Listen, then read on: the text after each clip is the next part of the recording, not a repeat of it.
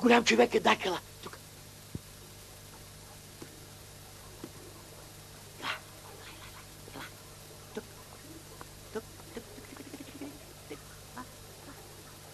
Дай, остави ме.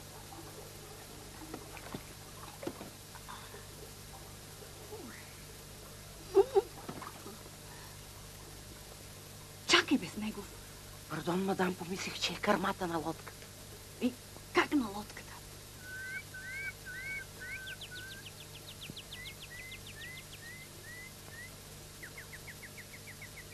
Птички тук. Какво чудо на природата. Любовта е навсякъде с него.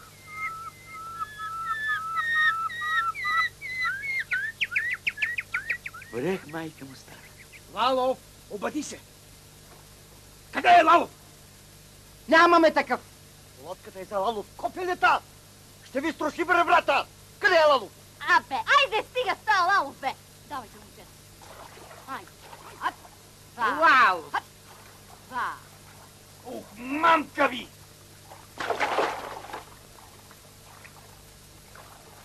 Махни точно! Коведо! Ще ориентираш милицията! Хала да ви е лодката! Не мога. Оти! Натиснах спусъка. Слъка ни копелето! Мамка му!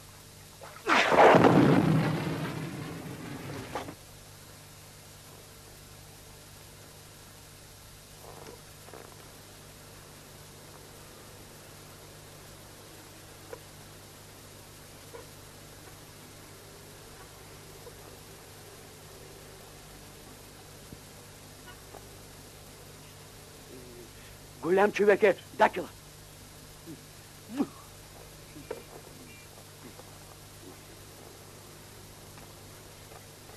Браво, дакелче. Браво. Браво.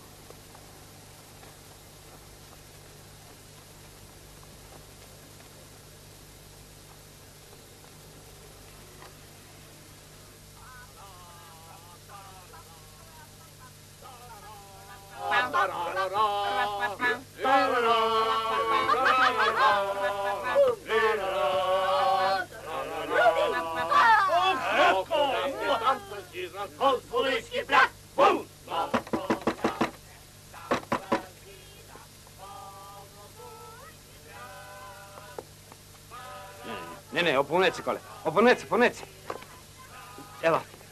Елате да потърсим яхка. Ръки си! Я сега! Хей!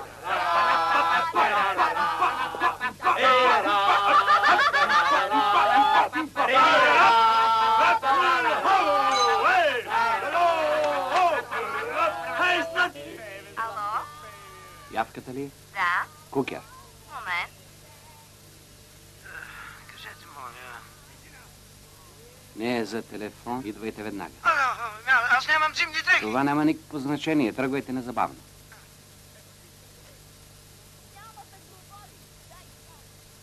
Ако зажалиш някой ден за мамини устни, прескочи с коня! Царко! Утре! Ще прескоча стената, бъдете спокойни. Умри за нея, бе, човек. Тя те храни 3 години. Той затвор за мен е като семка. Пъхам го в устата си и край. Защото мозъкът майна е по-силен от всичко, което през нощта ти се вижда непреодолимо. Защото Без оръжие нито един затвор не може да бъде превзет. Ясно? С гол, ръката, нож. бъркаш ми в мозъка с този нож, бе майна. Бъркаш ми в мозъка. Бърки с мозъка с този нож! Какви са тези шизофренични вълнувания? Идиоти! Апчил! Вашият екстермизъм е алкохолен! Нашето оръжие, това са връзките! Веднага! Веднага отваряйте вратата! Владигова! Слагай една голяма тенчера към мен! Аз имам други планове! По-бързо!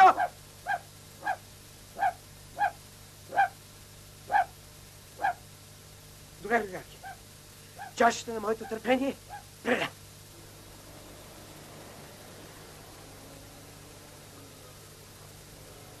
Вие ли сте? Ние сме, другар директор. Здравейте. Здравейте. Здравейте, другари. Здравейте, добре дошли. Казвайте, другари, че имам час при зъболекаря. Преди да й кажем, трябва да ви покажем. Показвайте. Моля, заповядайте. Моля. Извинете, може ли... Заповядайте. Вижте, другар директор.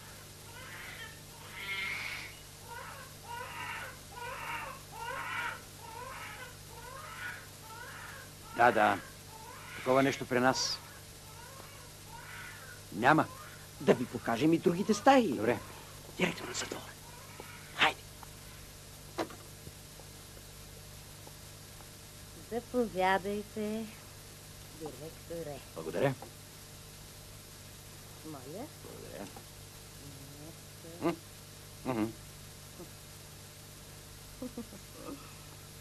Казвайте, другари, защото имам час пред заболекаря. Другар директор, тези майстори, парнаджи, които така жестоко са ни излагали, са при вас. Тези тримата, голинджиите, дето са с по година и половина. Пуснете ги, другар директор, поне за една седмица. Служете ми една силна охрана. Да инсталират най-сетне тези радиатори, тръби. Пък после пак приберете тези негодници. Сега, както се казва, ние сме преластени и изоставени. Ние нямаме нови пари за нови майстори, мамка им мръсна. Не дей, без грубост. Другари, Че аз за такава работа направо ще вляза в затвора, бе. Че вие без това сте си там. Какво значение има? Моля. Аз съм там по съвсем друга работа. Не дейте така.